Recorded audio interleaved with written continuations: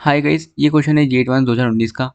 जे advance 2019 का paper एक moderate to difficult paper था और ये क्वेश्चन भी काफ़ी अच्छा है।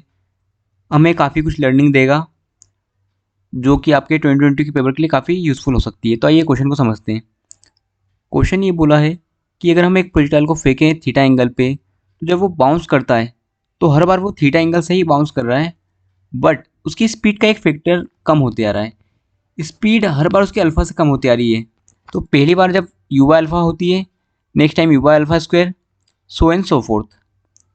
हमें उन्होंने बोला है कि इस प्रोजेक्टाइल का पूरा जो जर्नी है, जब तक वो रुक नहीं जाता, जब तक उसकी जो जर्नी है उसकी एवरेज वेलोसिटी वो बराबर है 0.8 times of average velocity of one journey. मतलब सिर्फ यहाँ से लेकर यहाँ तक फर्स्ट ड्रॉप होने के पहले पहले उसकी जो एवरेज वेलोसिटी है वो उसके बराबर है। पूरी एवरेज वेलोसिटी, पूरी जर्नी की एवरेज वेलोसिटी 0.8 टाइम्स है वन प्रोजेक्टाइल की जर्नी के एवरेज वेलोसिटी के। ठीक है, आप समझ गए होंगे। तो अगर हमें ये समझ में आ गया है तो हमें आइडिया लग गया कि मुझे एवरेज वेलोसिटी निकालना है, उसे इस पहले राउंड के एवरेज वेलोसिटी से इक्वेट करना है। सो मैं एवरेज वेलोसिटी कैसे निकालूंगा? बेसिक एवरेज वेलोसिटी होता है total displacement upon total time. ध्यान रखना यहाँ डिस्टेंस नहीं आता है, डिस्प्लेसमेंट आता है। ठीक है, तो मुझे इसके पैराबोलिक पाथ से मतलब नहीं है, मुझे सिर्फ उसके हॉरिजॉन्टल में क्या उसने डिस्टेंस कवर करा है उससे मतलब है। ठीक है, और टोटल टाइम में प्रोजेक्टाइल के फॉर्मूले से निकाल लूँगा। टाइम का फॉर्मूला होता है 2u sin theta by g. Range का फॉर्मूला होता है u square sine of 2 theta by g. But ये फॉर्मूला इसमें गलती से भी यूज़ नहीं करना है। रेंज का एक और फॉर्मूला होता है, उसे याद रखो, वो होता है horizontal velocity into time. Horizontal velocity क्या हो जाएगी? You cos theta into time period. तो इसे हमें यूज़ करना है और हमारा क्वेश्चन इजीली सोल्व हो जाएगा। तो हम पहले एवरेज वेलोसिटी निकाल लेते हैं। एवरेज वेलोसिटी के लिए क्या करना है मुझे? जैसे हमारा प्रोजेक्टाइल ऐसे गया है तो रेंज, सारी रेंज एक एक की रेंज सारी कैलकुलेट कर लेता हूँ मैं। तो हो जाएगा R1 plus R2 plus R3 up to infinity, divide में हर बार का time period T1 plus T2 plus T3 up to infinite times. Range क्या होती है? U cos theta into t naught plus second time की रेंज क्या होगी?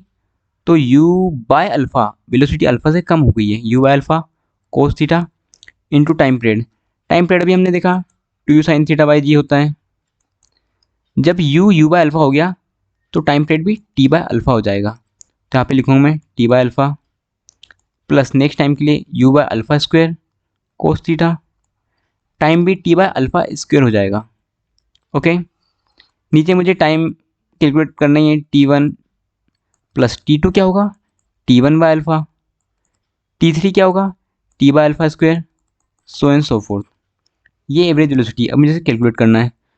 तो मैं देखूंगा कि ये जो टी है ये कॉमन आके कैंसिल हो जाएगा, तो इससे तो मैं हटा देता हूँ पहले फुर्सत में। यू कोस थीटा हर बार आ रहा है, उसे मैं कॉमन ले लेता हूँ। तो एवरेज वेलोसिटी की जो एक्सप्रेशन है वो ये बन गई है u cos theta into 1 plus 1 by alpha square plus 1 by alpha की पावर 4। ये देख रहे हैं ना आप, यहाँ पे अल्फ़ा स्क्वायर बनेगा और नीचे ऐसा नहीं बनेगा, नीचे बनेगा 1 plus 1 by alpha plus 1 by alpha square. Okay, आप देख रहे हैं यहाँ पे एक जी ज्योमेट्रिक प्रोग्रेशन बन गया है जिसका सम का फॉर्मूला हमें पता है, ये इनफाइनाइट प्रोग्रेशन है। सम का फॉर्मूला होता है फर्स्ट टर्म डिवाइड में 1 माइनस कॉमन रेशियो। सो इसको मैं लिखूंगा यू कोस थीटा, इसका सम का क्या हो जाएगा? इसका सम हो जाएगा फर्स्ट टर्म ए है divide by 1 minus 1 by alpha square, क्योंकि 1 बाय अल्फ़ा स्क्वायर है कॉमन रेशियो हमारा फर्स्ट जीपी का। सेकेंड जीपी हमारी, उसका सम हो गया 1 बाय 1 माइनस 1 बाय अल्फ़ा। इसका कॉमन रेशियो 1 बाय अल्फ़ा है, ऊपर वाली का common ratio 1 by alpha square है।